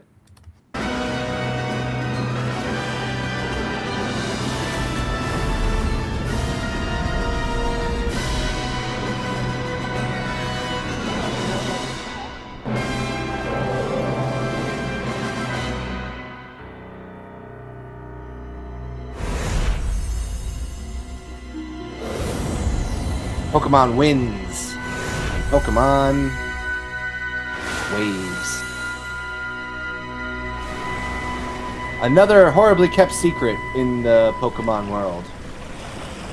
Because I know we reported on that like a while ago, actually, believe it or not.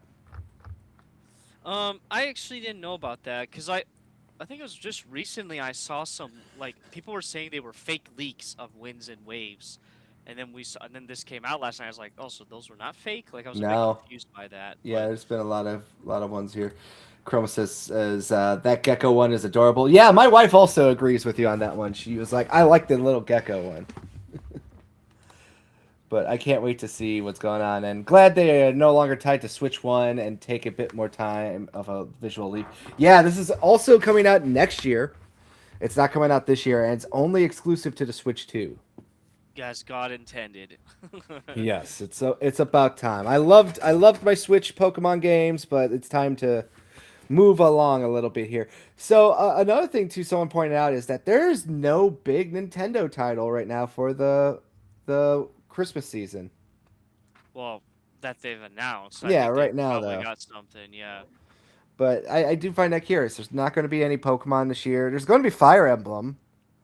Yeah. Is that going to be like you think their big fall announcement in the summer? Maybe, but like again, this is an anniversary year, so you still got stuff from Mario and Zelda this year if they're gonna do anything big. I mean, they could very well just bank it on Fire Emblem, but I think that they always like to wait until like 6 months out to really drop stuff. So I think we'll have to just wait and see. Yeah, I mean the summer directs are still very far away. Obviously, June will be upon us relatively quickly, but we'll definitely see more probably of this Pokemon game too as well. Like we'll probably see another quick little snippet of that coming up for obviously the June directs. But yeah, I'm curious too. Like you said, it's the 40th anniversary of Zelda this year too, and I feel like there's going to be a Zelda style direct coming up for this, just like they did with Pokemon. What do you think? Maybe I don't. When it comes to stuff like this, I don't really try to get hopes up. I just wait to see what happens. I do know it's really frustrating. People are like crying that like they didn't say anything on the exact date that Zelda turned 40 years old, and it's like, well, Nintendo's a bit busy because one, Mario takes priority, and also the Mario movie's coming out here in the next like month or two, so they gotta really like market that movie, and do what they can with Mario for that, and then they'll go to Zelda afterwards. So Yeah. I think they'll do something, but I'm not sure. I'm waiting to see. I'm happy if they don't. I'm happy if they do. Like it doesn't really bother me at all. Like they'll do something and it'll be interesting. Yeah, exactly. But I'm liking it. Generally speaking, discourse online has been both funny and positive for all this Pokemon news today, which shocked me to say the least. I have not really seen too many people being Debbie Downers or upset. How about you, AC? What is your general vibe check have been? Sorry. Yeah, I just see a lot of people kind of going nuts over the starters. Like mostly positive, I think. Just like, oh, they look different. Like they look good. I haven't seen people go nuts about like the rest of the trailer, which is odd. Now, if I could say something like, I purposely skipped Scarlet and Violet, just that those did not interest me at all. But this game in particular, these two really interest me. I thought visually it looked amazing, and then of course I'm a sucker for that island life. I'm an island boy at heart. Mhm. So if we get to do that in this game, and like they're really gonna focus on like I'm curious to see what they're gonna do underwater because they showed that at the end of the trailer, and Mhm. I'm very curious to see how that's gonna affect for like battles and exploration. So, I really like the art style and the direction they showed off there, and I'm gonna definitely be picking this up day one. That's gonna be my goal. Ooh, As look at long as you. they don't do anything crazy gimmick wise, I think it's gonna be a pretty cool game to play on Switch 2 natively. So. Yeah, and I want to check Scarlet and Violet back out again too. Now that it's got a native boost for Switch 2, which I hear actually fixes a lot of issues. So I might have to send you a copy of either Scarlet or Violet because I got a spare one that I don't need. Oh, okay. I don't know if I'll play it, but I appreciate it. I just the art style for that game just did not really grab me, and the starters as well. So that's why I'm just like, I don't really care. Oh man, it could all crash and burn with the wind and what waves too. If like the legendaries or the starters look a bit goofy towards the end, but I'm waiting. I don't like to judge things too harshly at first. I think you should just check them out though, because I think a lot of complaints are valid about it, but I would be curious to see what you think, and you could play it as God intended on the Switch 2 with like better frame rates. Yeah. Because I would like to hear your opinion, because you're my closest confidant that I would actually like to hear more about, more than somebody who hasn't played a Pokemon in 20 years and is ranting at the sky like I Yeah. like I constantly have to deal with. Yeah, and to kind of go back to that, I really want to play ZA. It's just like finding the time and the money to sit down and buy those, but like mostly the time. It's like I know if I'm gonna play a Pokemon game, I gotta see through to the end. I can't just like half play it and then never finish it. So, yeah. Yeah, and I really did enjoy ZA a lot too. I know a lot of people got upset because it's just in one city and everything else like that, and I get you know, I would like to say I get unfairly attacked when I go. I enjoy Pokemon games because I feel like they're just cozy RPGs for me now. You know, Yeah. like I just enjoy going around and learning the lore and finding the Pokemon, and especially in these Legends games where they have all these crazy, you know, like sub stories and stuff like that. So I got to yell at my dog. Yeah. I mean, I remember. Actually, I am curious to see like how, I guess, boring it could be being in that one city the whole time. Like how well that's handled. Yeah. But it's just like I said, I just find when I buy a Pokemon game, I guess you could say now, I'm not looking at a Pokemon game to give me deep philosophical concepts about life and death, you know? Yeah, that's what Xenoblade or Final Fantasy's for. Yeah. When I look at Pokemon now is, for me, it's just I get to go explore this world. I get to run into Pokemon. I can raise them. Now I can see a little bit more of their personalities, especially with, you know, all these new systems that they have in place. I can shiny hunt better with my friends, like do stuff that I could never do when I was like a kid. And I don't know. Like I said, I like the Legends games a lot too, because like I said, they give you side quests to go do stuff. They make you capture Pokemon, use Pokemon you're not exactly comfortable with. And that's kind of something that I really did enjoy about, say, games like Coliseum and Gale of Darkness, is that they force you to both play out of your comfort zone and also stay in it at the same time. Yeah. So I don't understand the hate for ZA personally, because I think some of the complaints I hear about it don't necessarily make any sense. I think what was the one that you brought up to me, like the windows were like pixel art or something? The windows, like a lot of the buildings, they're not even 3-dimensional. Like they just have like 3-dimensional looking textures on them, so it looks really cheap. Which it was, because everyone loves to bring up that they spent more money on a Super Bowl ad than they did Pokemon ZA. Yeah, that's crazy that happened. Like, I'm still like a bit shocked that they did that. Super Bowl of all things too. But then again, when I watched this Pokemon Presents, I was like, they don't know what they're doing, like marketing wise. I feel like they let the Western marketing division or whatever like put everything together, the trailers and stuff, because it just, I don't know. It felt, a lot of that stuff felt very cheap and like not interesting at all. Like I said, it's like watching Saturday morning cartoons and the commercials come on. It's just like 30 seconds, 30 seconds, 30 seconds, you know, quickly get the next info. And it's not like anything magical or special, you know.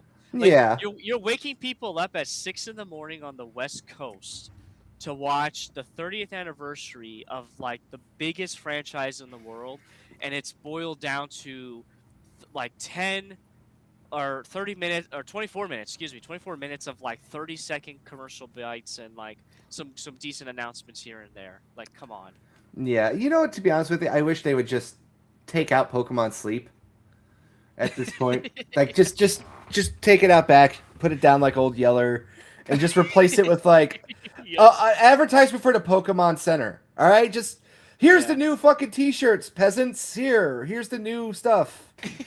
Yes. You know, the stuff to spend money on. Go. And to be honest with you, they did just drop a bunch of new clothing line and stuff like that. And my wife is already obsessed with buying 3 new hoodies when she gets paid next week. Oh no. Yeah, she's like, oh, they got this really cool Gengar sweater, and she's been obsessed with it. And then there's like a Togepi one and a side deck one. I'll bring it up real quick here. But yeah, and also Japan's getting a bunch of cool Pokemon Center stuff too, right? Yeah, so I don't have that pulled up, but yeah, because of the 30th anniversary, they announced like a lot of like interesting merchandise that they're selling out here, and a lot of it is lottery based or queues when it comes to online stuff. But I have been seeing on Twitter that the actual Pokemon centers, like in person, have a lot of that stuff in stock, like the monochromatic Pikachu.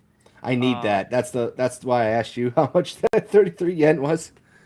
Yeah, like they have that like in the actual like in stock and whatnot, and so yeah, like if you go early enough to the Pokemon centers and wait in line, you can get in and buy that stuff. But yeah, look at how much is already sold out. I'm mad. I wanted to buy this hoodie and it was already sold out. I was like, no way. Oh wow. Yeah. Yeah, but like they got a whole bunch of. Oh, this playmat's pretty nice. I might pick that playmat up. But yeah, they got this whole like the opening artwork stuff, deck boxes and everything too. They put the Lego Pokemon on here. But yeah, like every day or every other month or something, I'll come check on here. They got like figure bundles that always pop up, and I'm trying to find the sweater one real quick. Here it is. This is the one that my wife has been looking at, of course, because of fucking scammers. The site is always messed up. But they got these really cool, you know, like hoodies and jerseys and stuff. Huh. But I'm yeah. trying to pull up this article. Oh, here we go. Yeah, here. You should pull this up for the people. Yeah, link it to me.